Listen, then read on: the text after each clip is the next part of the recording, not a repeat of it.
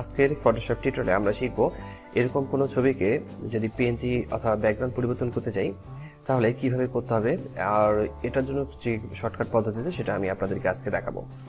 তো প্রথমে আমরা ছবিটিকে কপি করে নেব। কপি করে নেওয়ার জন্য আমাদের এই ব্যাকগ্রাউন্ডটাকে বাম বাটন চেপে ধরে আমরা নিচের দিকে ড্র্যাগ করে নামাবো, তাহলে এই ছবিটি কপি হয়ে যাবে। এরপর ছবিটিকে সিলেকশন করে নেওয়ার জন্য আমাদেরকে পেন টুল সিলেক্ট করতে হবে এবং পেন টুল সিলেক্ট করার পর ছবিটাকে আমরা একটু জুম করে নিচ্ছি। ছবিটাকে জুম করে নেওয়ার পর আমরা এখান থেকে এটাকে সিলেকশন শুরু করব এবং পারফেক্টলি সিলেক্ট করতে হবে। আমি এখানে পারফেক্টলি সিলেক্ট করব না, তবে আপনাদেরকে ছবিটিকে পারফেক্টলি সিলেক্ট করে নিতে হবে। আমি এখান থেকে একটু ফাস্ট ফরওয়ার্ড একটু সিলেক্ট করে নিচ্ছি, ফাস্ট একটু সিলেক্ট করে নেব। তো এরপর এই জায়গাগুলোতে পারফেক্টলি সিলেক্ট করতে হবে না, এইগুলোকে শুধুমাত্র ফার্স্ট একটু সিলেক্ট করে নিতে হবে। এখান থেকে আমরা এইভাবে সিলেক্ট করে নেব ছবির এই অংশগুলোকে, এবং অবশ্যই মনে রাখতে হবে যে এটা কিন্তু আমাদের পেন টুল ব্যবহার করতে হবে। পেন টুল ব্যবহার করে আমরা এই সিলেকশনটাকে করে নেব। আমি এই ছবির সিলেকশনটাকে এভাবে করে নিচ্ছি, এভাবে আমরা সিলেকশন করে নেওয়ার পর যেখান থেকে শুরু করেছিলাম সেখানে আবার অ্যাড করে নেব। এরপর ছবিটাকে আমরা জুম আউট করে নিই। তো ছবিটার সিলেকশন হয়ে যাওয়ার পর আমরা রাইট বাটন ক্লিক করব, মাঝখানে রাইট বাটন ক্লিক করার পর এখান থেকে মেক সিলেকশনে ক্লিক করতে হবে। আমরা মেক সিলেকশনে ক্লিক করার পর আরেকটি ডায়লগ বক্স পেয়েছি। এই ডায়লগ বক্স থেকে ফেদার এখানে 2 সিলেক্ট করে নিতে হবে। এরপর আমরা ওকে লেখাটি ক্লিক করব। ওকে লেখাটি ক্লিক করলে ছবিটা পুরোটাই সিলেকশন হয়ে যাবে।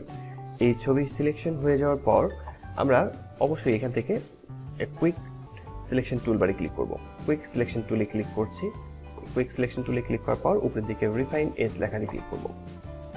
এখানে ক্লিক করলে একটা ডায়লগ বক্স আসবে এবং পাশাপাশি এখানে দেখাচ্ছে আমাদের ব্যাকগ্রাউন্ডটা হোয়াইট হয়ে গেছে এবং এই জায়গাগুলো তো আমাদের দেখাচ্ছে যে এই জায়গাগুলো আমাদের ব্যাকগ্রাউন্ড পরিবর্তন করতে হবে। তো আমরা এখান থেকে ড্র্যাগ করে নিচ্ছি। এখানে ড্র্যাগ করে নেওয়ার পর এগুলো প্রত্যেকটা জায়গায় আমরা ড্র্যাগ করে নেব। এভাবে ড্র্যাগ করে নেব। এভাবে ড্র্যাগ করে নেওয়ার পর আমরা ছেড়ে দেবো, বাম বাটন ছেড়ে দিচ্ছি, তাহলে এটা চলে যাবে। আবার যে জায়গাগুলো একটু পরিবর্তন আরও দরকার সেই জায়গাগুলোতে আবার একটু ড্র্যাগ করে নিতে হবে। ড্র্যাগ করে নেওয়ার পর তো এই ড্র্যাগ করা হয়ে গেল। আমাদের ড্র্যাগ করা হয়ে গেলে এটা চলে যাবে। এরপর আমরা এখান থেকে স্মুথ সিলেক্ট করব 2 এবং ফেদার এখানে সিলেক্ট করব 1, এখানে কন্ট্রাস্ট এখানে 2 এবং শিফট এজ এখানে 1। এরপর হচ্ছে আমরা এখানে কালার সিলেকশন থেকে 50 আছে, আমরা এখানে 55 করে দিচ্ছি। আর new layer with layer marks এখানে আমরা সিলেক্ট করব। এরপর হচ্ছে ওকে লেখাটি ক্লিক করব। ক্লিক করলে এটা আগের অবস্থায় ফিরে আসবে। আমি একটু অপেক্ষা করছি, এই ছবিটি চলে আসছে এবং পাশাপাশি আমরা আর একটি নতুন লেয়ার পেয়েছি। তো এখন এখানে আগের মতোই দেখাচ্ছে এবং ব্যাকগ্রাউন্ডের যদি আমরা এখানে ক্লিক করি, এই জায়গাটাতে ব্যাকগ্রাউন্ডে ক্লিক করি, তাহলে আমাদের ব্যাকগ্রাউন্ড দেখাবে পেজি হয়ে গেছে। এখন আমরা জুম করে দেখছি যে কোথাও কোনো প্রবলেম আছে কিনা। জুম করে দেখব, যদি কোথাও কোনো প্রবলেম থাকে তাহলে সেটাকে ঠিক করে নিতে হবে। এবং ঠিক করে নেওয়ার জন্য আমরা প্রথমে অল্টার বাটন প্রেস করে আমরা যে নতুন ব্যাকগ্রাউন্ডটা পেয়েছিলাম লেয়ারটা, এখানে আমরা ক্লিক করব। এখানে ক্লিক করলে দেখাবে যে কোথাও কোনো প্রবলেম আছে কিনা।